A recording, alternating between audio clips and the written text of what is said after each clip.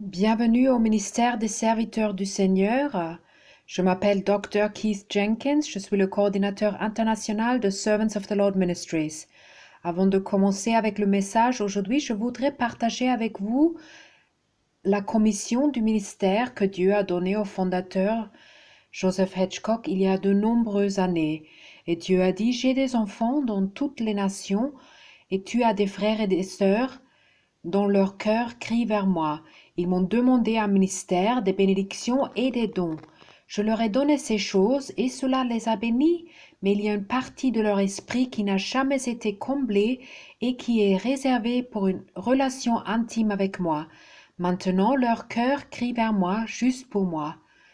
C'est vers eux que je t'envoie, parce que je ne veux pas qu'ils prennent des années comme il t'a fallu pour arriver jusqu'à moi, parce qu'il n'y avait personne à l'époque pour te montrer comment procéder. Servants of the Lord Ministries est un ministère d'enseignement et de formation envoyé au corps du Christ pour atteindre les gens qui ont le cœur selon Dieu. Aujourd'hui, je parlerai de la sagesse divine. Et Jacques a dit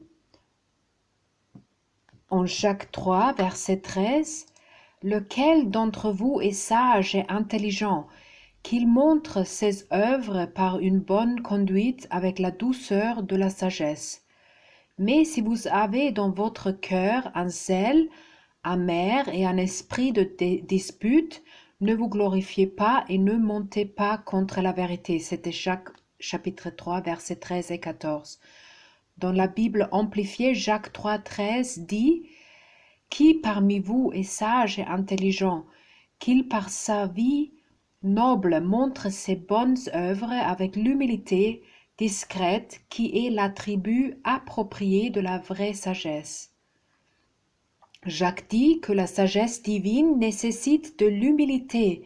Ce n'est pas quelque chose dont on peut se vanter parce que toute la sagesse divine vient de lui. Jacques continue en Jacques 3, versets 15 à 17.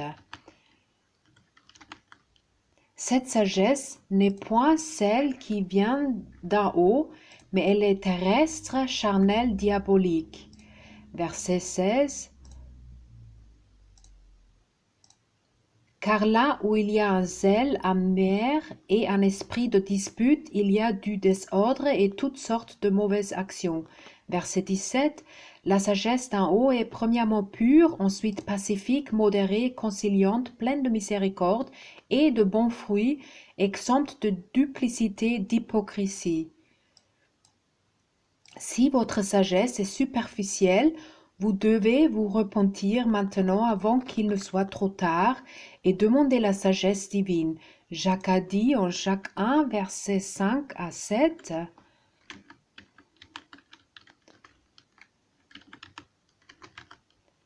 Si l'un de vous manque de sagesse, qu'il la demande à Dieu, qui donne à tous simplement et sans reproche, et elle lui sera donnée. Verset 6, mais qui la demande avec foi, sans douter, car celui qui doute ressemble aux vagues de la mer que le vent soulève et agite de tous côtés.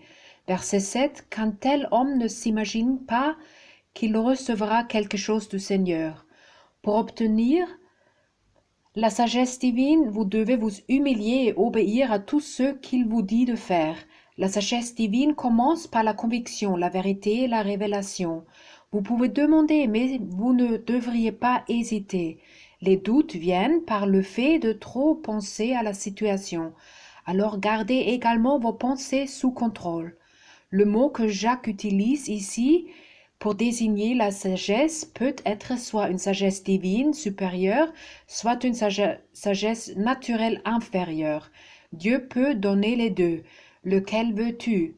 Noah Webster définit la sagesse dans son dictionnaire de 1828 comme le bon usage ou l'exercice des connaissances, le choix des fins louables et des meilleurs moyens pour les accomplir. C'est la sagesse en acte, en effet ou en pratique. Si la sagesse doit être considérée comme une faculté de l'esprit, c'est la faculté de discerner ou de juger ce qui est le plus juste, le plus approprié et le plus utile, et si elle doit être considérée comme une acquisition, c'est la connaissance et l'utilisation de ce qui est le meilleur, le plus juste, le plus convenable, le plus propice à la prospérité ou au bonheur. La sagesse au premier sens ou sagesse pratique est presque synonyme de discrétion. Cela diffère quelque peu de la prudence à cet égard. La prudence est l'exercice d'un bon jugement pour éviter les maux. La sagesse est l'exercice d'un bon jugement, soit pour éviter les maux, soit pour tenter le bien. La prudence est donc une espèce dont la sagesse est le genre. Il n'y a aucune comparaison entre la sagesse de Dieu et la sagesse de l'homme. Joseph Hitchcock dit dans le premier chapitre de son livre Sound Doctrine, la saine doctrine, à la page 9, il y a plus de 5 milliards de personnes sur Terre. Si vous mettez tous nos esprits ensemble, y compris l'intelligence de tous les génies, ce serait toujours une folie pour Dieu. Les voies de Dieu ne sont pas les voies de l'homme. Ils sont aussi élevés au-dessus des voies de l'homme que les cieux sont au-dessus de la terre. Ésaïe 55, versets 8 et 9 disent « En effet, vos pensées ne sont pas mes pensées, et mes voies ne sont pas vos voies, déclare l'Éternel. Le ciel est bien plus haut que la terre, de même mes voies sont bien au-dessus de vos voies, et mes pensées bien au-dessus de vos pensées. » Ces voies sont plus élevées, mais par sa grâce, Dieu peut vous donner de la sagesse pour chaque situation. Ces voies sont plus élevées. Vous pouvez donc remettre en question ces décisions si vous ne faites pas confiance à Dieu de tout votre cœur. Paul a dit en Romains 11, verset 33, « Quelle profondeur ont la richesse, la sagesse et la connaissance de Dieu, que ses jugements sont insondables et ses voies impénétrables. » Là où la sagesse de l'homme s'arrête, la sagesse de Dieu commence. La sagesse de l'homme est basée sur ce qu'il a appris en consultant son entendement, les informations limitées et les nouvelles technologies développées sur cette terre que Dieu a prédites. C'est ce qui a été dit à Daniel en Daniel 12, verset 4. « Quant à toi, Daniel, tiens ces paroles cachées et marque le livre du sceau du secret jusqu'au moment de la fin. Beaucoup seront perplexes, mais la connaissance augmentera. » Dans ce monde, les connaissances sont augmentées et sont facilement accessibles. Vous pouvez même croire à ce mensonge que vous pourriez trouver toutes les réponses à vos questions sur Internet. La connaissance que vous y trouvez peut facilement vous aider dans ce monde, dans votre carrière, mais elle ne vous aidera pas à entrer dans le royaume de Dieu, à moins que Jésus ne soit Seigneur. Vous pourriez vous retrouver à investir beaucoup de votre temps et de votre argent dans ce monde et à être si affairé que vous serez laissé derrière quand Jésus viendra. La sagesse du monde vous fera vous sentir confortable, mais la vraie réussite est de connaître Dieu. Salomon a demandé de la sagesse pour sa situation en 1er Roi, chapitre 3, dans les versets 5 jusqu'au verset 13. Donc c'est 1er Roi, chapitre 3.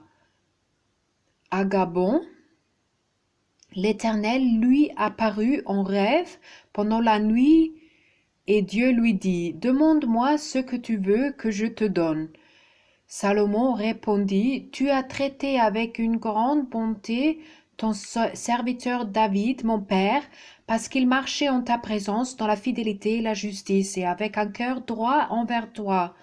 Tu lui as conservé cette grande bonté et tu lui as donné un fils pour siéger sur son trône, comme on le voit aujourd'hui. Maintenant, Éternel mon Dieu, tu m'as établi roi, moi ton serviteur, à la place de mon père David. Or, je ne suis qu'un jeune homme. Je n'ai pas d'expérience. Ton serviteur se trouve au milieu de ton peuple, celui que tu as choisi, et c'est un peuple immense, si nombreux qu'il ne peut être ni compté ni recensé. Verset 9.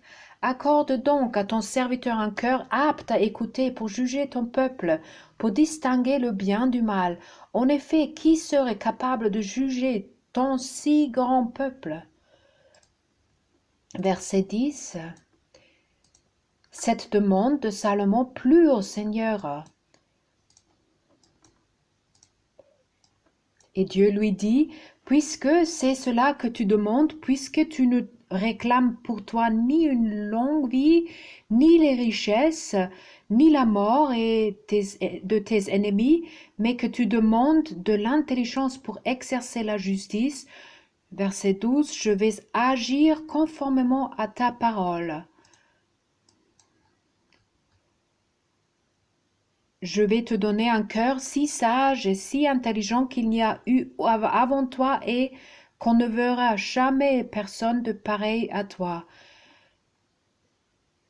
Verset 13. Je te donnerai en outre ce que tu n'as pas demandé, des richesses et de la gloire, en si grande quantité qu'il n'y aura pendant toute ta vie aucun roi qui soit ton égal.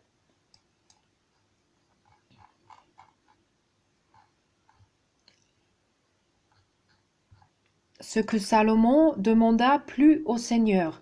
Dieu a donné à Salomon la sagesse dont il avait besoin à cause de l'appel qu'il avait en tant que roi.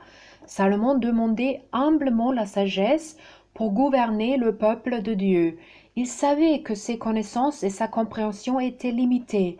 L'exemple où il a traité avec les deux prostituées dans 1er Roi 3, versets 16 à 18, a montré qu'il avait reçu la sagesse qu'il demandait dans 1er Roi 3, 7 à 14. Et 7 à 14 et 4, versets 29 à 34. Cela a abouti à la crainte de Dieu sur toutes les personnes qui ont entendu ce témoignage. Cependant, Salomon n'était pas parfait. 1er Roi 3, 3, Salomon aimait l'Éternel et se conformait aux instructions de son père David. Seulement lui aussi offrait des sacrifices et des parfums sur les hauts lieux. Salomon a même essayé d'obtenir plus de sagesse, mais cela ne l'a pas comblé. En Ecclésiaste 1, verset 2, c'est écrit « Comble de l'inconsistance », dit l'Ecclésiaste, « Comble de l'inconsistance, tout n'est que fumée ». Paul a dit que nous avons la plénitude en Christ. Colossiens 2, 10 dit « Vous avez tout pleinement en lui, qui est le chef de toute domination et de toute autorité. » Si vous êtes un enfant de Dieu, vous n'avez pas besoin de sortir du Christ pour faire quoi que ce soit dans cette vie. Si vous quittez sa présence, c'est parce que vous ne lui faites pas entièrement confiance et que vous essayez plutôt de faire quelque chose dans la chair. Et Paul a dit en 1 Corinthiens 1, verset 24, « Mais puissance de Dieu et sagesse de Dieu pour ceux qui sont appelés, qu'ils soient juifs ou non. » Sortir de Christ est insensé et montre que vous avez été tentés par certains mensonges que le diable a plantés dans le monde, tout comme Ève a été tentée dans le jardin. Jésus a dit à ses disciples en Luc 11, verset 9, « Et moi je vous dis, demandez et l'on vous donnera, cherchez et vous trouverez, frappez et l'on vous ouvrira. Vous ne pouvez achever votre appel qu'en empruntant le chemin le plus étroit. Vous ne devez pas avoir peur de demander tout ce dont vous avez besoin pour terminer votre course. Vous pouvez vous détendre, car vous ne cherchez pas à obtenir des bénédictions, mais vous avez des besoins. Cela peut sembler un peu fou parfois, car les voies de Dieu sont plus élevées que celles de l'homme. C'est ce que dit Paul en Philippiens 4, 19. « Et mon Dieu pourvoira à tous vos besoins conformément à sa richesse, avec gloire en Jésus-Christ. » Si vous n'êtes pas sur le chemin étroit, vous êtes sur le chemin large et vous êtes déjà double d'esprit. Jacques dit en Jacques 1, verset 8, c'est un homme partagé, instable dans toute sa conduite. Dans Jacques 3, 15, Jacques dit que la sagesse impie est terrestre. Dans la concordance de Strongs, le mot terrestre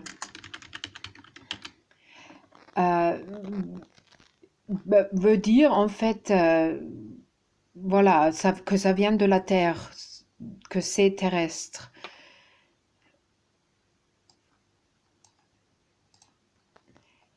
La sagesse naturelle est terrestre et ne s'applique pas aux choses spirituelles. Par exemple, j'ai entendu les gens de l'Église utiliser un argument naturel selon lequel Dieu ne jettera pas ses propres enfants qui sont nés de nouveau en enfer parce qu'ils ont le Saint-Esprit. Mais Jésus a dit en Matthieu 7, 19, « Tout arbre qui ne produit pas de bons fruits est coupé et jeté au feu. » Allez-vous faire confiance à la sagesse et à la logique terrestre pour les problèmes éternels?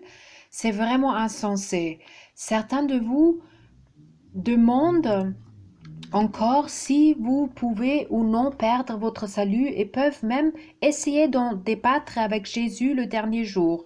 Mais il dira, « Éloignez-vous de moi, ouvriers d'iniquité, je ne vous ai jamais connu. » Il n'est pas sage d'utiliser un argument naturel pour expliquer un problème spirituel, en particulier concernant son propre salut. Si vous êtes vraiment sage, vous ne produirez que le fruit de l'esprit. Et Jésus a également dit en Matthieu 12, 50, « En effet, celui qui fait la volonté de mon Père céleste, celui-là est mon frère, ma sœur, ma mère. » Comment savez-vous vraiment que vous êtes un enfant de Dieu si vous n'entendez pas sa voix et ne faites pas sa volonté? Jésus a dit en Jean 10, verset 27, « Mes brebis écoutent ma voix, je les connais et elles me suivent. » Avec juste la sagesse naturelle, vous finirez par arrêter de suivre Jésus parce que ses voies sont plus élevées.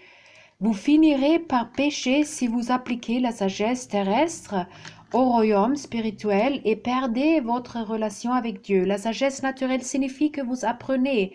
En vous basant sur la sagesse du monde, vous pourriez vous séduire et penser que vous êtes réellement sage. Mais en réalité, vous n'êtes pas sage, mais insensé selon les normes de Dieu. Vous semblez être sage envers les autres. Paul a dit en 1 Corinthiens 3, versets 18 et 19, que nul ne s'abuse lui-même. Si quelqu'un parmi vous pense être sage selon ce siècle, qu'il devienne fou afin de devenir sage. Car la sagesse de ce monde est une folie devant Dieu. En effet, il est écrit, il prend les sages à leur propre ruse.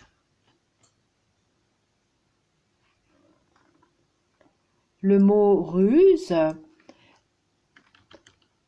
vient du mot habileté et dans un mauvais sens supercherie ou sophisme, ruse, subtilité.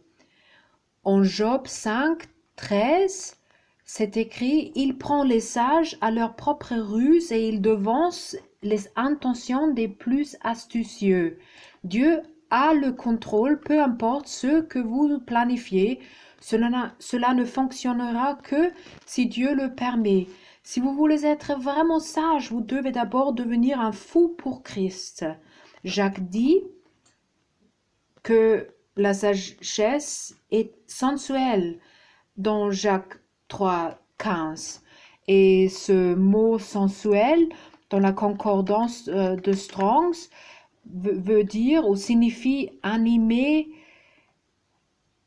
et c'est qui est la nature supérieure ou rénovée, à la différence d'une part qui est la nature supérieure ou rénovée et de l'autre qui est la nature inférieure ou bestiale, naturelle, sensuelle. Parce que la sagesse terrestre est sensuelle, elle peut même sembler spirituelle, mais seule la sagesse divine est spirituelle. Paul a dit en Romains 12, verset 2, « Ne vous conformez ne vous conformez pas au monde actuel, mais soyez transformés par le renouvellement de l'intelligence afin de discerner quelle est la volonté de Dieu, ce qui est bon, agréable et parfait. La preuve de la sagesse divine n'est pas dans vos sentiments, mais dans votre capacité à faire sa volonté parfaite. Paul a dit en 1 Corinthiens 1, verset 29, « Afin que nulle chair ne se glorifie devant Dieu. » La sagesse terrestre vous a peut-être tellement aidé à tel point que vous voulez le dire aux autres. Assurez-vous que vous rendez gloire à Dieu. Paul parle aussi des Juifs en Romains 1, versets 21 et 22.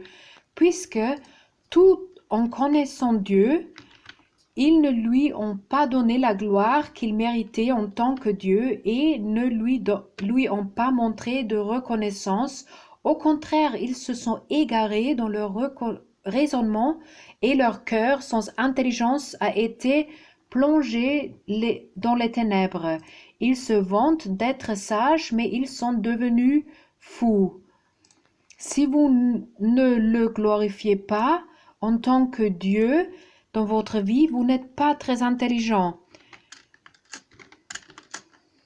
Si vous savez que Dieu existe et qu'il vous a créé et appelé, mais que vous ne l'avez pas fait Seigneur de votre vie, vous êtes insensé. La personne intelligente est celle qui a fait de lui le Seigneur de leur vie, pas seulement le Sauveur. Dieu est celui qui vous a aidé à voir le meilleur chemin. Vous pouvez finir par mentir et par exagérer les faits, mais vous devez alors raconter d'autres mensonges.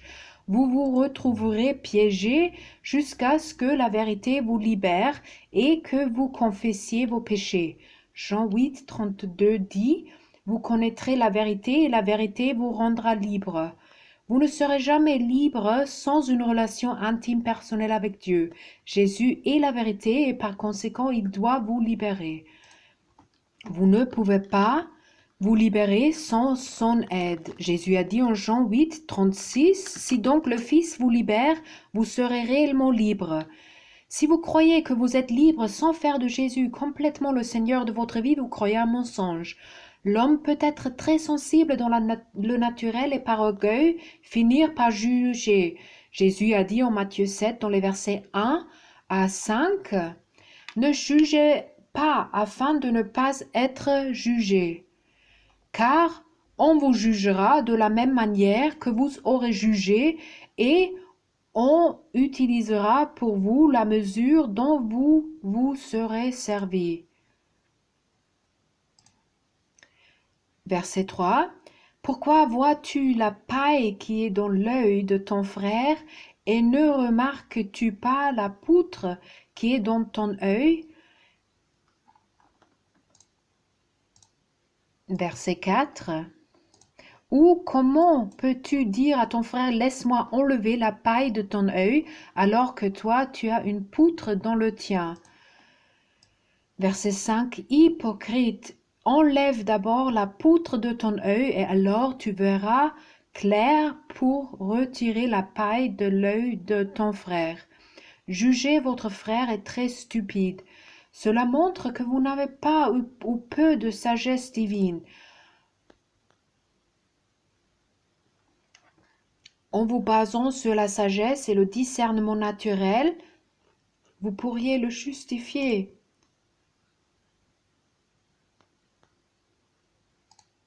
Mais si vous apercevez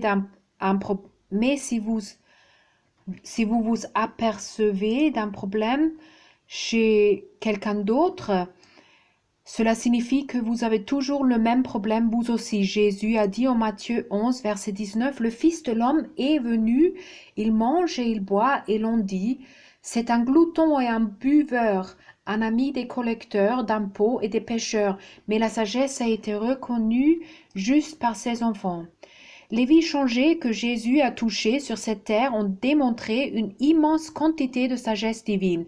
Jésus est venu pour aider et atteindre les pauvres, mais les chefs religieux l'ont jugé sur la base des gens qu'il a fréquentés. Cela arrive même aujourd'hui à des personnes célèbres lorsqu'elles sont jugées dans la presse locale. Les personnes qui jugent Jésus sont les chefs religieux et ils auraient dû chercher dans les Écritures, mais au lieu de cela, ils ont écouté leurs propres idées. Jésus a dit en Matthieu 5, verset 7, « Heureux les miséricordieux, car ils obtiendront miséricorde. Il n'est pas sage de traiter les autres durement, car Dieu vous traitera comme vous traitez les autres. » Jacques dit que la sagesse impie est diabolique dans Jacques 3, verset 15. Diable ou diabolique, dans la concordance de Strongs, numéro 1141, veut dire démoniaque ou démon comme diabolique. Jacques décrit la langue comme étant un vrai problème en Jacques chapitre 3 dans les versets 6 à 8. La langue aussi est un feu, c'est le monde de la méchanceté. Ainsi la langue se trouve parmi nos membres. Elle souille tout notre corps et enflamme le cœur de notre existence, étant elle-même enflammée par l'enfer. Toutes les espèces de bêtes, d'oiseaux, de reptiles et d'animaux marins peuvent être domptées et ont été domptées par l'homme. La langue, en revanche, aucun homme ne peut la dompter. C'est un mal qu'on ne peut pas maîtriser, elle est pleine d'un venin mortel. Si vous ne pouvez pas contrôler vos paroles méchantes, vous n'avez que cette sagesse diabolique dont Jacques a parlé. Vous écoutez des mensonges et vous n'avez pas la capacité de tester si quelque chose est diabolique ou non. La source des paroles méchantes est l'enfer lui-même. La Bible amplifiée dans Jacques 3, verset 6 dit « Et la langue est un feu, la langue est un monde de méchanceté installé parmi nos membres, contaminant et dépravant le corps tout entier et mettant le feu à la roue de la naissance, le cycle de la nature de l'homme, étant elle-même enflammée par l'enfer. » Au cours de ma formation, on m'a souvent rappelé que je parlais alors que j'aurais dû écouter Dieu. J'utilisais ma sagesse terrestre inférieure ou naturelle. J'ai dû m'excuser, puis me repentir et aller à la racine du pourquoi je n'écoutais pas. 2 Corinthiens 1, verset 12 dit « Car ce qui fait notre gloire, c'est ce témoignage de notre conscience que nous nous sommes conduits dans le monde, et surtout à votre égard, avec sainteté et pureté devant Dieu, non point avec une sagesse charnelle, mais avec la grâce de Dieu. » Jacques a également déclaré en Jacques chapitre 1 dans les versets 19 et 20 « Ainsi donc, mes frères et sœurs bien-aimés, que chacun soit prompt à écouter, long à parler, long à se mettre en colère. » Verset 20. « Car la colère de l'homme n'accomplit pas la justice de Dieu. » Voici donc cette colère en vous, c'est l'évidence que vous n'avez pas cette sagesse divine. Voici ce qui est arrivé à Ève dans le jardin d'Éden. Vous pouvez lire cette histoire en Genèse chapitre 3 et moi je vais lire les versets 4 à 6. Le serpent dit alors à la femme, « Vous ne mourrez absolument pas, mais Dieu sait que le jour où vous en mangerez, vos yeux s'ouvriront et vous serez comme Dieu, vous connaîtrez le bien et le mal. » La femme vit que l'arbre était porteur de fruits bons à manger, agréables à regarder, précieux pour ouvrir l'intelligence. Elle prit de son fruit et en mangea. Elle en donna aussi à son mari qui était avec elle, et il en mangea. Lors de la création, Ève a vu comment la sagesse naturelle sans Dieu pouvait rendre la vie beaucoup plus facile pour elle-même. Quand Dieu a créé l'homme et la femme, il a dit que c'était bien. Elle était complète et parfaite en Dieu. Cependant, Ève a été tentée et a péché, et cela a apporté une malédiction. Elle a pris les choses en main et ne voulait pas être si insensée et vulnérable et faire confiance au Seigneur. Le diable est le Dieu de ce monde, et vous finirez par servir une mauvaise voie sans la sagesse divine. Vous pouvez vous sentir intimidé par d'autres qui semblent toujours avoir raison ou qui savent toujours quoi faire plus que vous. Mais seul Dieu sait quoi faire. Il est Seigneur et personne d'autre. Avec juste la sagesse terrestre, vous pouvez facilement vous retrouver dans la peur. L'Écriture dit en Proverbe 29, verset 25, « La crainte des hommes tend un piège, mais celui qui se confie en l'Éternel est protégé. » La sagesse est supposée vous aider à surmonter les pièges de la vie. Seule la sagesse divine vous dit de faire confiance au Seigneur. Proverbe 14, verset 12 dit « Telle voie paraît droite à un homme, mais son issue, c'est la voie de la mort. » Nous avons accès à la vérité et nous avons l'esprit de vérité, mais les gens préfèrent toujours utiliser leur esprit et cela conduit à la mort. Proverbe 3, versets 5 à 7 disent « Confie-toi en l'Éternel de tout ton cœur et ne t'appuie pas sur ton intelligence. Reconnais-le dans toutes tes voies et il rendra tes sentiers droits. Ne te prends pas pour un sage, crains l'Éternel et détourne-toi du mal. » Même les gens d'Église n'aiment pas l'idée de tout demander à Dieu et cela montre qu'ils sont également insensés. Ces mêmes personnes n'ont pas été capables d'arrêter de pécher et de vaincre le mal. Seule la sagesse de Dieu vous donnera la victoire sur le péché. Au lieu de cela, beaucoup essaient de vivre la vie chrétienne en s'appuyant sur leur propre sagesse, mais ils ne parviennent jamais à échapper au piège du diable. Paul dit en 1 Corinthiens 2, verset 14, « Mais l'homme naturel n'accepte pas ceux qui viennent de l'Esprit de Dieu, car c'est une folie pour lui. Il est même incapable de le comprendre, parce que c'est spirituellement qu'on en juge. » Vous n'êtes pas censé avoir confiance en votre chair, mais testez tout avec l'Esprit de Dieu. Vous devez travailler personnellement à votre salut avec crainte et tremblement. C'est votre responsabilité, pas celle de quelqu'un d'autre. Dans une église charnelle, les gens se sentent souvent intimidés par ceux qui les entourent, qui ont beaucoup de sagesse terrestre dans la congrégation, mais avec peu ou pas de sagesse divine. Paul a dit aux Corinthiens, en 1 Corinthiens, chapitre 4, verset 10, « Nous sommes fous à cause de Christ, mais vous, vous êtes sages en Christ. Nous sommes faibles, mais vous êtes forts, vous êtes honorés et nous sommes méprisés. » Paul a donné un exemple aux autres par la façon dont il vivait, comme un avertissement à tous les croyants charnels. En 1 Corinthiens, chapitre 4, dans les versets 12 à 14, il a dit le suivant, « Nous nous fatiguons à travailler de nos propres mains, injuriés, nous bénissons, persécutés, nous supportons, calomniés, nous répondons avec bonté.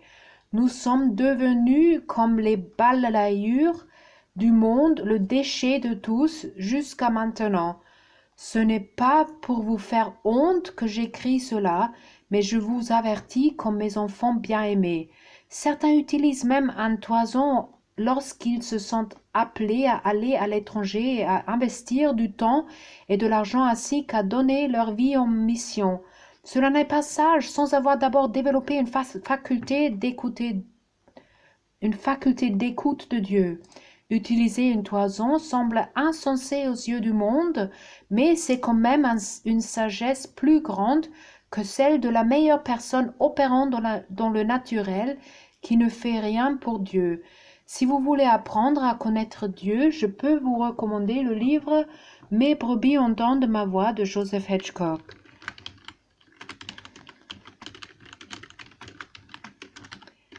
Ceux qui ont juste la sagesse terrestre et utilisent leur intelligence finiront par s'agripper à ce monde.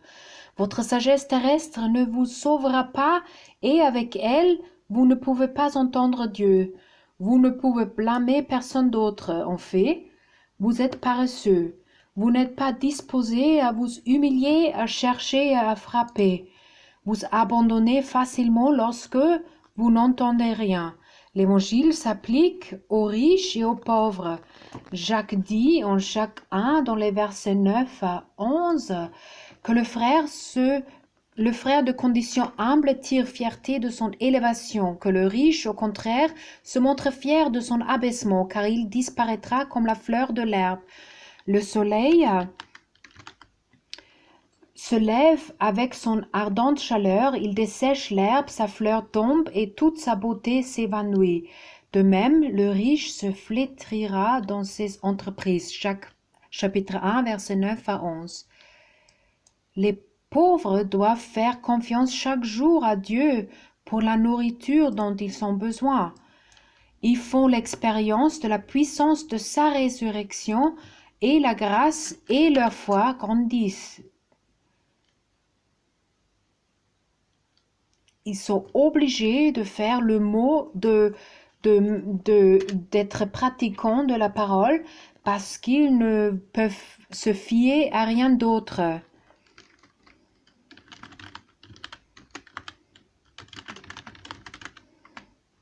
Jacques dit qu'ils sont bénis.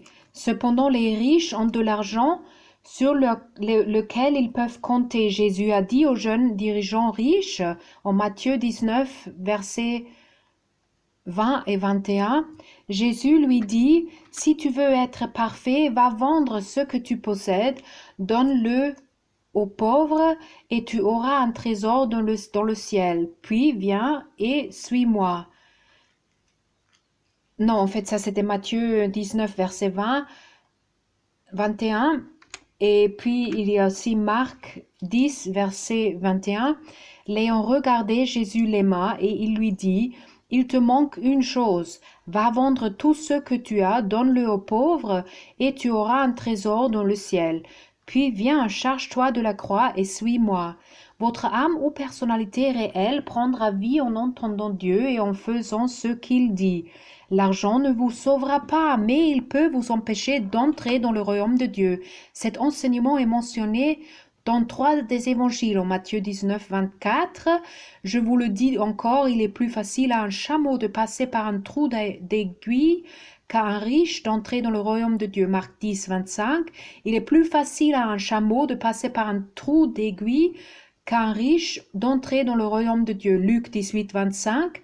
En effet, il est plus facile à un chameau de passer par un trou d'aiguille qu'un riche d'entrer dans le royaume de Dieu. Vous devriez vous soucier de votre salut si vous êtes riche. Les richesses peuvent réduire la souffrance dans cette vie, mais l'argent et le succès sans Dieu apportent des problèmes. Paul a dit en 1 Timothée 6, verset 10, « Car l'amour de l'argent est une racine de tous les maux, et quelques-uns, en étant possédés, se sont égarés loin de la foi, et se sont jetés eux-mêmes dans bien des tourments. La racine de tout mal est l'amour de l'argent. Cependant, même le fait de désirer de l'argent peut vous éloigner de la foi en Dieu et vous apporter beaucoup de chagrin. Le but de la sagesse de Dieu est de vous éviter une telle douleur. Vous ne pouvez pas entrer dans le royaume en payant de l'argent et vous ne pouvez pas non plus emporter votre argent avec vous. Paul a dit en 1 Corinthiens 1, verset 26, « Considérez, frères et sœurs, votre propre appel. Il n'y a parmi vous ni beaucoup de sages, selon les critères humains, ni beaucoup de puissants, ni beaucoup de nobles. La sagesse divine commence par la crainte du Seigneur, comme en Proverbe 9, 10. Le commencement de la sagesse, c'est la crainte de l'Éternel, la connaissance du Dieu saint. Voilà en quoi consiste l'intelligence. » Paul a dit comme ceci en 1 Corinthiens 3, 20. « Et encore, le Seigneur connaît les pensées des sages, il sait qu'elles sont sans valeur. » Paul a dit que vous deviez d'abord devenir un fou dans 1 Corinthiens 3, 18, sinon toute votre pensée est vain ou sans valeur.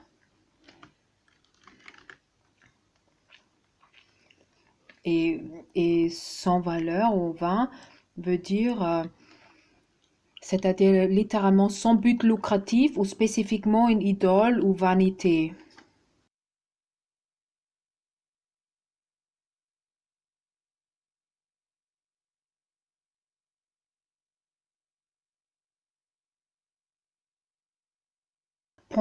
Des pensées basées sur la connaissance et la sagesse naturelle est vain et peut-être même et ça devient même peut-être même un idole que vous commencez à servir par peur. Vous serez plus soucieux de plaire aux autres que de plaire à Dieu.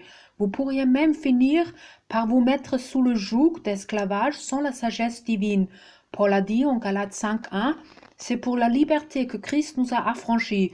Tenez donc ferme dans cette liberté et ne vous placez pas de nouveau sous la crainte d'un esclavage. Christ vous a libérés afin que l'Esprit puisse vous conduire en toutes choses. Si vous ne serez que des apparences, si vous ne servez que des apparences, vous ne deviendrez jamais vraiment sage. Au lieu de cela, vous deviendrez un hypocrite. Joseph Hitchcock dit dans le premier chapitre de son livre The Gilded Prison, la prison dorée, dans l'édition révisée, à la page 9, dans la version anglaise, l'hypocrisie était évidente chez les religieux à l'époque de Jésus sur terre, et elle continue de sévir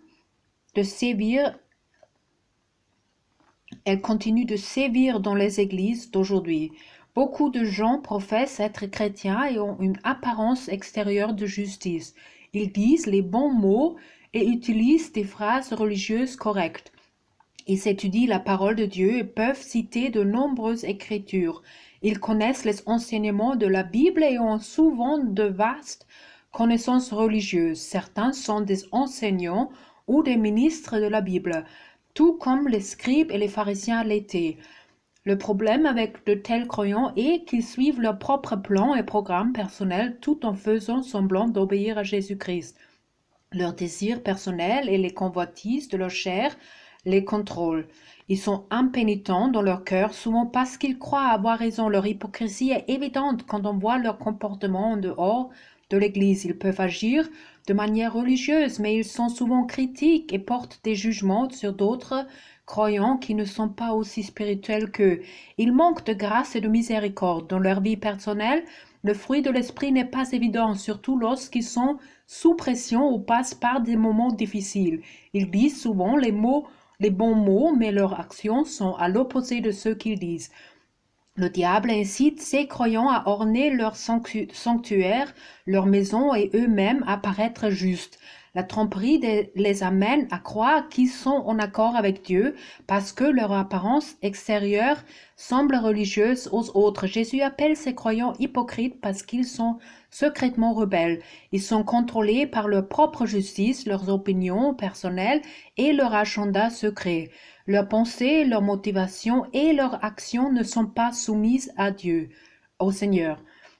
1 Samuel 16, verset 7 dit « Mais l'Éternel dit à Samuel, ne prête pas attention à son apparence et à sa grande taille, car je l'ai rejeté. En effet, l'Éternel n'a pas le même regard que l'homme.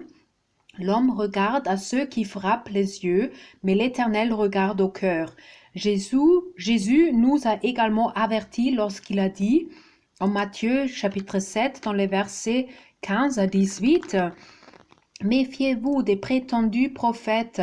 Ils viennent à vous en vêtements de brebis, mais au-dedans, ce sont des loups voraces. Vous le reconnaîtrez à leurs fruits. Cueille-t-on des raisins sur des ronces ou des figues sur des chardons? Tout bon arbre produit de bons fruits, mais le mauvais arbre produit de mauvais fruits. Un bon arbre ne peut pas porter de mauvais fruits, ni un mauvais arbre porter de bons fruits. » Jacques a dû corriger l'Église.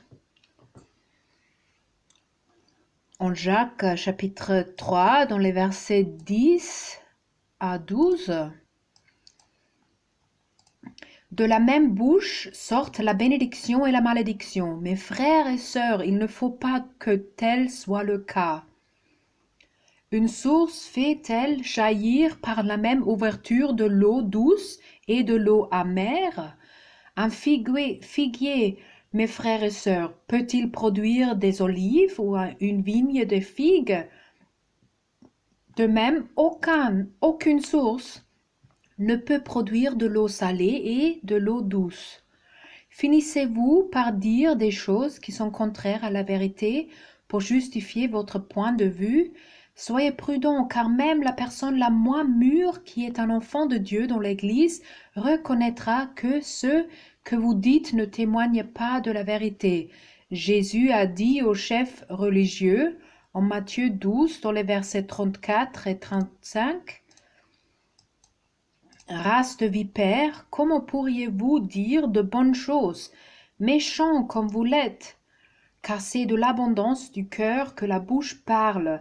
L'homme bon tire de bonnes choses de son bon trésor, et l'homme mauvais tire de mauvaises choses de son mauvais trésor. Ce qui sort de votre bouche est un indicateur de ce que vous avez déjà emmagasiné dans votre cœur. Jésus a dit en Matthieu 6, verset 21, « En effet, là où est ton trésor, là aussi sera ton cœur. » Et encore en Matthieu, chapitre 13, verset 44, « Le royaume des cieux ressemble encore à un trésor caché dans un champ. L'homme qui l'a trouvé le cache et, dans sa joie, il va vendre tout ce qu'il possède et achète ce champ. » La sagesse divine devrait être votre trésor, plus précieux que l'or ou l'argent. En Proverbe 2, 4, c'est écrit, « Si tu la cherches comme l'argent, si tu la poursuis comme un trésor. » Proverbe 3, 15, « Elle est plus précieuse que les perles. Elle a plus de valeur que tous ceux que tu pourrais désirer. » Proverbe 8, 11, « En effet, la sagesse vaut mieux que les perles. Elle a plus de valeur que tous ceux qu'on pourrait désirer. »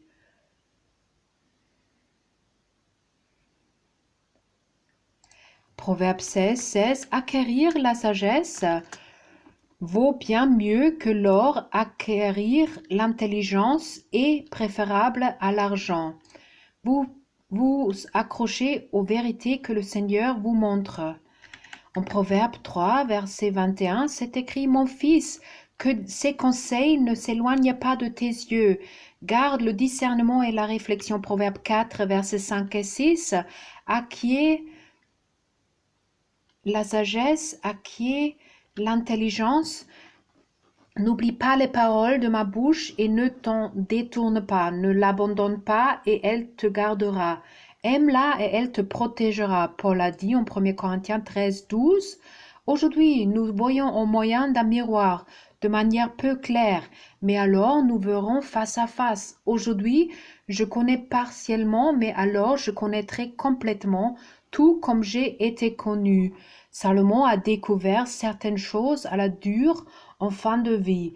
Il avait toutes les ressources pour faire ses découvertes, voyager et rassembler des informations. Il était riche, mais c'était son évaluation honnête en Ecclésiaste 12 dans les versets 8 à 14 où il dit « Comble de l'inconsistance, dit l'Ecclésiaste, tout n'est que fumée. » L'Ecclésiaste n'a pas seulement été un sage, il a aussi enseigné la connaissance au peuple et il a examiné, recherché, mis en ordre un grand nombre de proverbes. L'Ecclésiaste s'est efforcé de trouver des paroles agréables, des écrits pleins de droiture et des paroles vraies. Les paroles des sages sont comme des aiguillons et, rassemblées en un recueil, elles sont comme des clous plantés, elles sont données par un seul berger. Attention, mon fils, à ce qui pourrait y être ajouté. On n'en finirait pas si l'on voulait faire un grand nombre de livres, et beaucoup d'études fatiguent le corps. Écoutons la conclusion de tout ce discours. Crains Dieu et respecte ses commandements, car c'est ce que doit faire tout homme. En effet, Dieu amènera toute œuvre en jugement, et ce jugement portera sur tout ce qui est caché, que ce soit bon ou mauvais. Salomon vit qu'il a beaucoup de lassitude dans la sagesse du monde pour juste un gain temporel. À la fin de sa vie, il était honnête et réalisa que tout le devoir de l'homme était de craindre Dieu et de garder ses commandements. Voulez-vous suivre son conseil? Il a dit en Proverbe 1,17, la connaissance commence par la crainte de l'Éternel. Il faut être fou pour mépriser la sagesse et l'instruction. Donc, la crainte de l'Éternel est le commencement de la connaissance et de la sagesse. Certains s'accrochent encore à ce monde avec une sagesse naturelle. Si vous méprisez la sagesse divine, vous êtes un insensé. La sagesse divine est basée sur l'obtention de ses instructions et non sur notre compréhension. Ceci est disponible pour nous tous lorsque nous sommes humbles. C'est disponible maintenant. La sagesse de Dieu vient par la grâce. Il n'y a donc aucune excuse. Il sera glorifié par la sagesse qu'il fournit. Avez-vous demandé ce genre de sagesse ou comptez-vous toujours sur votre propre esprit pour vous guider? Décidez-vous.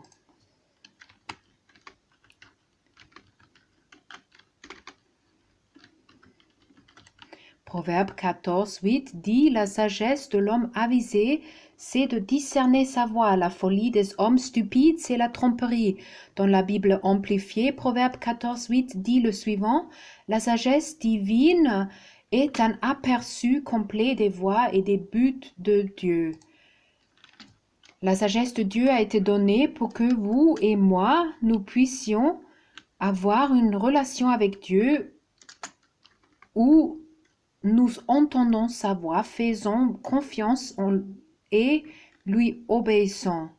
La sagesse de Dieu requiert la foi. Paul a dit en 2 Corinthiens 5, verset 7, « Car nous marchons par la foi et non par la vue. » Ce n'est pas insensé dans le royaume de Dieu. Cela ne veut pas dire que nous ne testons pas ce que nous entendons. Dieu n'est pas offensé que nous testions tout. Pour plus d'infos, reportez-vous au livre 3, Les 3 témoins infaillibles de Joseph Hitchcock. Ce livre explique comment nous pouvons confirmer la vérité. Paul nous a dit d'être prêts à utiliser toute écriture.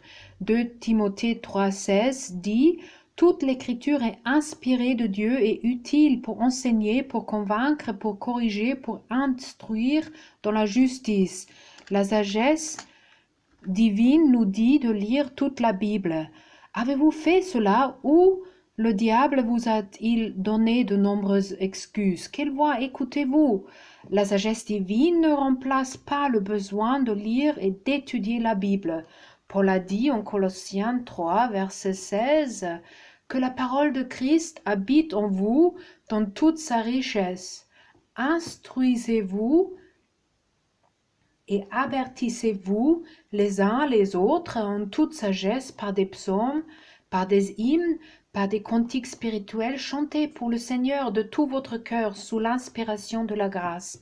La parole écrite vous garde de la tromperie et vous assurera d'entendre le Seigneur. La parole correctement dispensée de Dieu éliminera toujours toute confusion. Quand l'Esprit parle, il ne vous dira jamais de faire quelque chose qui est contraire à la Bible. L'Esprit confirmera toujours la voix de Dieu à travers la parole écrite. Vous pouvez recevoir la direction de Dieu dans chaque détail de votre vie, mais la direction divine ne remplacera jamais le besoin d'étudier. Les deux sont importants. Le diable est un voleur et il ne veut pas que vous ayez la sagesse divine. Il vous proposera une alternative bon marché et une contrefaçon. Éphésiens 6, verset 14 dit Et c'est Paul qui l'a écrit. Donc Éphésiens 6, verset 14. Tenez donc ferme, ayez autour de votre taille la vérité en guise de ceinture. Enfilez la cuirasse de la justice. Alors le diable ne peut pas facilement vous tenter si vous avez la ceinture de vérité qui maintient l'armure de Dieu en un seul endroit. Jésus a dit en Jean 14, 26, mais le défenseur, l'Esprit Saint que le Père enverra en mon nom, vous enseignera toutes choses et vous rappellera tout ce que je vous ai dit. Paul dit ou écrit en 1 Corinthiens 2, verset 13, et nous parlons non avec les paroles qu'enseigne la sagesse humaine, mais avec celles qui enseignent l'Esprit Saint. Ainsi, nous employons un langage spirituel pour exprimer ce qui est spirituel. L'homme non spirituel, avec tout son savoir, ne peut pas comprendre les choses de Dieu. L'homme est limité et ne peut comprendre que les choses.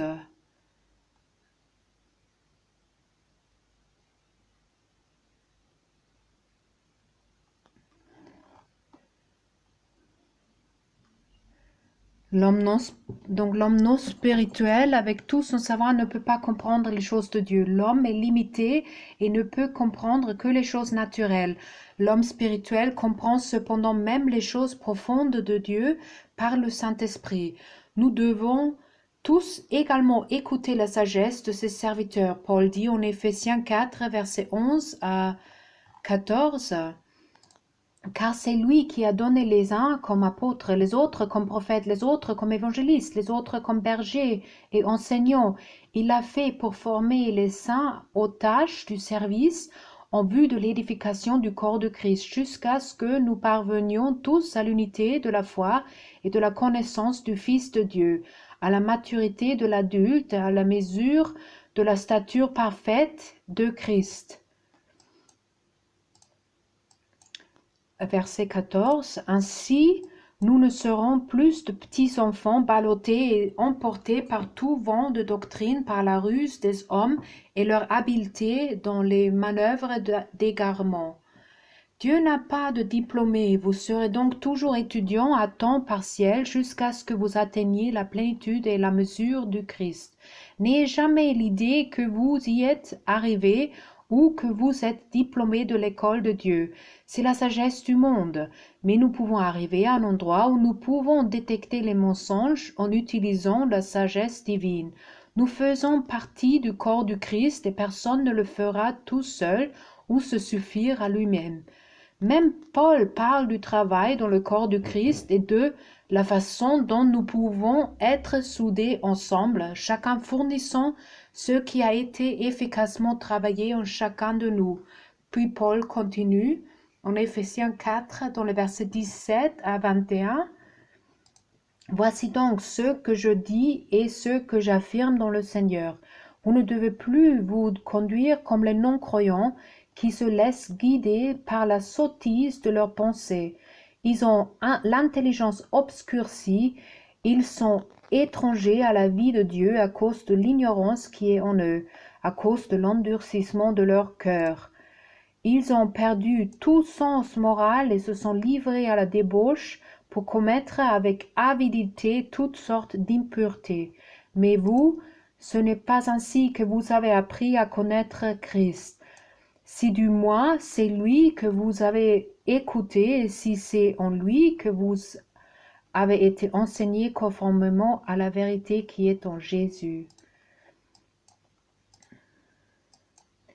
La pensée vaine est le fruit de la sagesse naturelle, mais Paul dit que vous avez accès à la vérité qui vient de votre marche avec Jésus.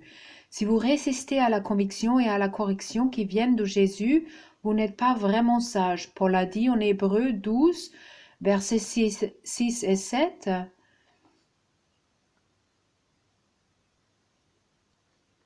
Donc Hébreux chapitre 12, versets 6 et 7.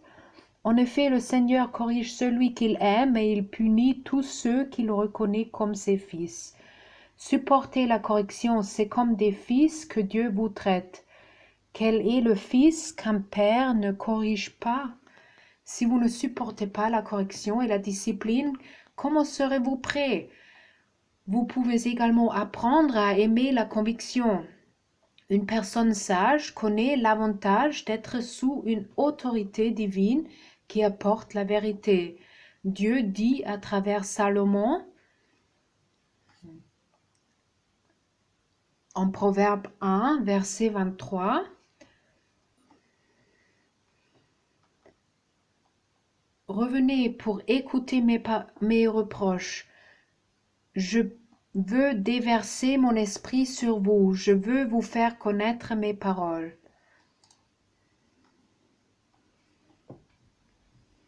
Salomon dit que nous devons tenir compte de la correction si nous voulons son onction. Jésus a donné cette parabole des vierges sages et folles. En Matthieu chapitre 25, dans les versets 1 jusqu'au verset 13. Donc Matthieu chapitre 25, verset 1 jusqu'au verset 13. Alors le royaume des cieux ressemblera à 10 jeunes filles qui ont pris leur lampe pour aller à la rencontre du marié. Donc normalement d'autres traductions bibliques disent 10 vierges qui ont pris leur lampe pour aller à la rencontre du marié. 5 d'entre elles étaient folles et 5 étaient sages. Celles qui étaient folles ne prirent pas d'huile avec elles en emportant leur lampe, tandis que les sages prirent avec leur lampe de l'huile dans des vases. Comme le marié tardait, toutes soupirent et s'endormirent. Au milieu de la nuit, on cria « Voici le marié, allez à sa rencontre !» Alors toutes ces vierges se réveillèrent et préparèrent leurs lampes. Les folles dirent aux sages « Donnez-nous de votre huile, car nos lampes s'éteignent. » Les sages répondirent « Non, il n'y en aurait pas assez pour nous et pour vous. Allez plutôt chez ceux qui en vendent et achetez-en pour vous. » Pendant qu'elles allaient en acheter, le marié arriva. Celles qui étaient prêtes entrèrent avec lui dans la salle des noces et la porte fut fermée. Plus tard, les autres vierges vinrent et dirent « Seigneur, Seigneur, ouvre-nous » Mais il répondit « Je vous le dis en vérité, je ne vous connais pas. Restez donc vigilants, puisque vous ne savez ni le jour ni l'heure où le Fils de l'homme viendra. » La sagesse terrestre n'est bonne que pour les problèmes terrestres, mais la sagesse divine l'est pour toutes les situations. Vous aurez des réponses pendant que d'autres luttent. La sagesse divine commence là où se termine la sagesse naturelle. La sagesse divine est plus grande. Arthur Burt a déclaré « Le plus grand comprend le moindre ». L'huile dans Matthieu 25 parle du Saint-Esprit qui est la source de la sagesse et de la vérité divine. La sagesse de Dieu vient en vivant une vie sainte. Les vierges folles l'ont laissé trop tard. Lorsque vous l'établissez comme Seigneur, vous payez un prix. Ceci est considéré comme insensé ou inutile dans de nombreuses églises. Ils vous disent simplement proclamer Jésus comme Seigneur.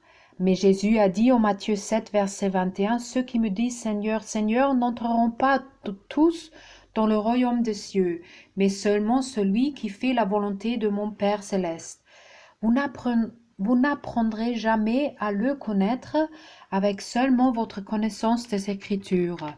Quand Jésus est sur le point de venir, les membres de l'Église seront informés, mais ce ne sera plus assez de temps pour que vous puissiez développer une relation avec Dieu. Il est maintenant temps de faire de Jésus le Seigneur et de chercher à faire sa volonté. Commencez par vous humilier. La connaissance seule, sans expérience et sans sagesse, vous gonflera. Paul a dit en 1 Corinthiens 8, verset 1, « En ce qui concerne les viandes sacrifiées aux idoles, nous savons que nous avons tous la connaissance. La connaissance rend orgueilleux, mais l'amour édifie. Vous perdez tout repère pour votre âme lorsque vous vous gonflez. L'humilité est comme une force gardant vos pieds sur terre. Le savoir en soi, c'est comme mettre de l'air chaud dans un ballon qui vous fait lever les pieds du sol. Proverbe 11, 2 dit « Quand vient l'orgueil, vient aussi le mépris, mais la sagesse est avec les humbles. » Pierre dit que Dieu résiste aux orgueilleux. Plus vous résistez, plus Dieu vous résistera. La pression ne vient que lorsque vous vous battez contre Dieu. Le diable n'est pas capable de s'opposer à nous lorsque nous sommes en Christ. Proverbe 2, 7 dit « Il tient le succès en réserve pour les hommes droits. Il est un bouclier pour ceux qui marchent dans l'intégrité. » Proverbe 8, 20 dit « Je marche sur le chemin de la justice au milieu des sentiers du droit. » Vous devez être juste pour maintenir la sagesse. Ma justice est en lui. Paul le savait. En 1 Corinthiens 9, 27, c'est écrit « Au contraire, je traite durement mon corps et je le discipline de peur d'être moi-même disqualifié après avoir prêché aux autres. Ce n'est pas parce que vous avez commencé dans l'esprit que vous y resterez, à moins que vous ne continuez à écouter l'esprit. Restez sur le chemin étroit et vous serez prêts pour l'apparition de notre Seigneur Jésus-Christ. » Pierre a également déclaré en 2 Pierre 3, versets 3 et 4, « Sachez avant tout que dans les derniers jours viendront des moqueurs pleins de railleries. Ces hommes vivront en suivant leurs propres désirs et diront « Où est la promesse de son tour ?» En effet, depuis que nos ancêtres sont morts, tout reste dans le même état qu'au début de la création. Marchez dans la convoitise de la chair est la preuve que vous n'êtes pas sage. Jésus arrive bientôt. Même certaines personnes d'église se moquent de ceux qui sont sur le chemin étroit. Une personne sur le chemin étroit peut être sans instruction, avec juste un peu de connaissance, mais avoir plus de sagesse divine basée sur la crainte du Seigneur que vous. Même les démons savent que Jésus est Seigneur et tremblent. Si vous savez que Jésus est Seigneur et qu'il n'y a aucune preuve de sa seigneurie dans votre vie, vous êtes une vierge insensée. Faites-lui confiance de tout votre cœur, pas seulement de votre esprit. Si vous voulez la sagesse divine, alors vous devez être un exécutant de la parole. Et Jacques dit en Jacques 1, 22, « Mettez en pratique la parole et ne vous contentez pas de l'écouter en vous trompant vous-même par de faux raisonnements. » La connaissance est une révélation. Si vous essayez d'appliquer la parole vivante de Dieu, cela vous donnera de l'expérience et cette expérience deviendra sagesse. Alors la sagesse équilibrera vos connaissances et vous ne vous enflerez pas. Pour plus d'informations sur ce sujet, lisez le chapitre équilibré La connaissance et la sagesse dans le livre Light ou Lumière de Joseph Hitchcock. Proverbe 4, 7 dit « Voici le commencement de la sagesse. Acquire la sagesse et avec tout ce que tu possèdes, acquire l'intelligence. » De la sagesse vient alors la compréhension. Dans l'un des messages de Joseph Hitchcock sur la sagesse, il dit « Je veux partager cette clé qui me semble très importante. » La différence entre la connaissance ou la révélation et la sagesse. Car voyez-vous, ce qui est sagesse pour moi commence par une révélation pour vous. Quand je partage la sagesse que j'ai acquise par mon expérience pratique, cette sagesse, quand je la partage avec vous, est maintenant une révélation pour vous, c'est de la connaissance. Maintenant, quand vous l'avez appliquée, vous avez commencé à la mettre en pratique et que vous en constatez le fruit, et quand vous en êtes convaincu au fond de vous, alors elle devient sagesse pour vous. La sagesse spirituelle ne vient pas seulement en étudiant, mais en étant fidèle à ce qu'il vous a déjà montré et en cherchant des réponses auprès de Dieu. En Luc 16, 10, Jésus a dit le suivant: Celui qui est fidèle dans les petites choses l'est aussi dans les grandes, et celui qui est malhonnête dans les petites choses l'est aussi dans les grandes. Si vous suivez Christ, vous aurez des tribulations. Si vous n'avez pas de tribulations, alors je suppose que vous ne suivez pas Christ. La sagesse spirituelle ne vient pas comme la sagesse du monde par beaucoup d'études et d'efforts humains. Parce qu'il est le Seigneur, il peut vous envoyer la difficulté quand il vous prépare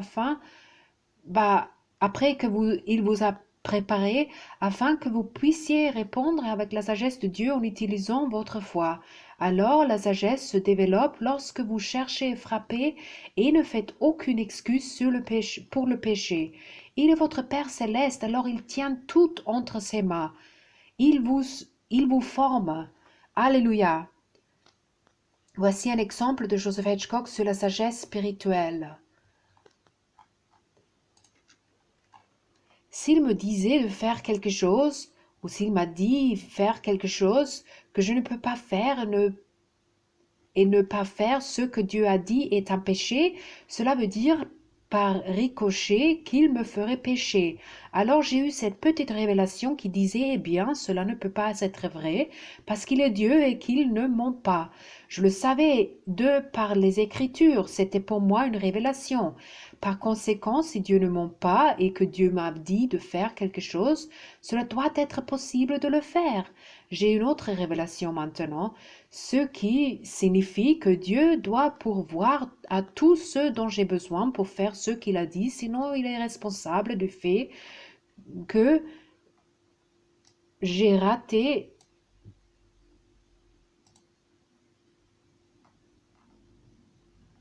du fait que j'ai raté quelque chose et il ne va pas me faire rater cela. Il devait donc l'avoir déjà autorisé, alors je rassemble plus de révélations et je commence à obtenir un peu plus de sagesse. De ce fait, il n'y a aucune excuse pour ne pas faire ce que Dieu a dit. Et c'est une autre révélation de plus que j'ai eue. Alors j'ai arrêté de perdre mon temps à trouver des excuses. Alors j'ai entendu dans ma tête, s'il n'y a pas d'excuses, il ne peut y avoir que des raisons. Les raisons peuvent être identifiées, les raisons peuvent être supprimées, jusqu'à ce qu'il n'y ait plus de raisons et que je puisse faire ce que Dieu a dit. Il y a sûrement des motifs pourquoi je ne peux pas faire ce que Dieu a dit. Vous voyez ce que je veux dire, c'est ça une révélation. Comment dois-je commencer? J'ai commencé à chercher Dieu pour ces obstacles. Je ne voulais pas chercher des cailloux, je ne voulais chercher des rochers. Quel est le principal obstacle qui m'empêche de pouvoir faire ce que Dieu a dit? Et j'ai réalisé, je le cherchais, je frappais et je continuais à frapper et finalement l'ampoule s'allumait à nouveau et je reçois plus de sagesse. Vous ne pouvez pas avoir de sagesse sans passer par les connaissances. Dieu n'explique pas toujours tout à l'avance. J'ai des connaissances et des vérités qui m'ont transformé. Je dois être fidèle pour marcher dans la lumière que j'ai. Je peux entendre sa voix là où j'ai du fruit dans ma vie, là où je lui ai obéi. Mais la sagesse ne vient pas tant que ma foi n'est pas étirée et que je cherche. C'est la meilleure façon d'apprendre, parce qu'alors vous voyez la main de Dieu et vous pouvez être témoin de ce qu'il a fait à travers vous personnellement par la foi. Vous plaisez à Dieu et vous ne pouvez pas vous vanter. Cette sagesse ne vient pas de vos propres efforts, mais parce que vous avez été fidèle. Elle fait partie de votre témoignage. Si vous voulez toujours tout comprendre à l'avance, vous avez la foi de Thomas. Vous n'avez pas besoin de savoir ce que vous allez faire ou dire à l'avance lorsque vous avez la sagesse spirituelle. C'est toujours mieux car la situation peut souvent changer à la dernière minute et un message préparé n'est plus pertinent. Il n'est pas faux d'avoir un discours préparé, mais vous pouvez le faire de toute façon avec la sagesse divine. La sagesse commence par être fidèle à la vérité et en laissant la conviction faire son œuvre à travers le lait de sa parole. Chérissez-vous la vérité et la conviction ou continuez-vous à défendre un mensonge? La sagesse superficielle est la marque d'identification d'un hypocrite. Vous devez rechercher le fruit de l'Esprit dans votre propre vie. Donc prenez un moment pour cela. Jésus a dit en Jean 15, verset 4, « Demeurez en moi et je demeurerai en vous. » Le sarment ne peut pas porter de fruit par lui-même sans rester attaché au cep. Il en va de même pour vous si vous ne demeurez pas en moi. Vous ne pouvez produire le bon fruit que sur le chemin étroit. Jésus a dit en Jean 15, verset 8, « Si vous portez beaucoup de fruits, c'est ainsi que mon Père sera glorifié et que vous serez mes disciples. » Aujourd'hui, certaines personnes appellent cela l'évangile d'autrefois. Matthieu 16, verset 24 dit, « Alors Jésus dit à ses disciples, si quelqu'un veut être mon disciple, qu'il renonce à lui-même, qu'il se charge de sa croix et qu'il me suive. » Donc, des personnes appellent cela l'évangile autrefois, mais c'est toujours vrai aujourd'hui. Donc, si vous n'êtes pas chargé de votre croix, vous êtes une vierge insensée et vous êtes superficiel, immature et vous restez toujours dans ce monde. Ne faites aucune excuse pour votre désobéissance. Si vous apprenez de vos fautes, cela montre la sagesse. Cela n'existe pas. Oubliez de reconnaître le Seigneur. Si vous êtes vraiment intime avec Dieu, en lui faisant confiance, vous n'oublierez pas de tout lui demander. Quand vous arrivez à faire confiance à Dieu de tout votre cœur dans un domaine, en fait, vous pouvez lui faire confiance de tout cœur et tout demander. Sa sagesse arrive par la grâce. Euh, donc, quand vous arrivez à faire confiance à Dieu de tout votre cœur dans un domaine, vous cesserez de vous appuyer sur votre propre intelligence, vous demanderez à Dieu et vous le consulterez au préalable. La sagesse de Dieu est par la grâce. Nous devons donc rester humbles. Quand Jésus est Seigneur, alors nous sommes humbles. L'humilité est la racine de notre vie quand Jésus est Seigneur. Cette grâce nous permettra de toujours entendre ce qu'il dit. La sagesse divine commence par la crainte du Seigneur. Ne perdez pas votre temps et votre argent avec la sagesse de l'homme. Le diable essaie de vous remplir de connaissances et de sagesse naturelle et il fera appel à votre chair. Nous sommes dans les derniers jours et Paul a dit en 1 Corinthiens 1, 19, « Aussi est-il écrit, je détruirai la sagesse des sages et j'anéantirai l'intelligence des intelligents. » Si Jésus revenait maintenant et que vous n'aviez que la sagesse naturelle, vous seriez laissé pour compte. Joseph Hitchcock dit, « Ce que vous pensez savoir vous empêche de savoir ce que vous devez savoir maintenant. » Nous avons juste besoin de savoir ce que nous devons savoir maintenant et d'obéir instantanément pour entrer dans le royaume de Dieu maintenant. Le diable veut également remplir votre esprit avec d'autres informations pour vous amener à douter et à désobéir. Chacun a le potentiel d'être transformé. Nous avons tous été coupés de Dieu ou séparés de Dieu à cause du péché, mais maintenant, si vous êtes nés de nouveau, vous pouvez être reconnectés à Dieu par le Saint-Esprit. C'est comment le Wi-Fi spirituel connecté maintenant grâce à ce que Jésus a fait en mourant sur la croix. Chaque fois que cette connexion est rompue, confessez simplement vos péchés. Si vous voulez entendre, connaître et suivre Jésus, alors je peux vous recommander ce livre « Mes brebis entendent ma voix » de Joseph Hitchcock. Si vous voulez prendre un nouveau départ et si vous savez que ce dont je parlais aujourd'hui ne fait pas partie de votre fondement et vous savez qu'il faut vous repentir, je recommande ce livre, Wake Up, Time is Running Out, Volume 1, Réveillez-vous, le temps touche à sa fin, Volume 1, Fondement pour la maturité spirituelle par Joseph Hitchcock. Je parlais du fait que c'est d'être un hypocrite et si vous voyez votre fruit et vous dites oui, je sais que je n'ai pas le bon fruit et que le diable vous a trompé et vous avez plus entendu écouter la sagesse du monde que la sagesse de Dieu. Lisez s'il vous plaît ce livre The Gilded Prison, la prison dorée, dont l'édition révisée est maintenant disponible en anglais. Les choses dont je parlais aujourd'hui sont des choses dont je ressentais que Dieu voulait que je les partage. Il y a beaucoup d'écritures et je sais que le Saint-Esprit va vous va rendre tout cela vivant et cela fait partie de tout ça aussi.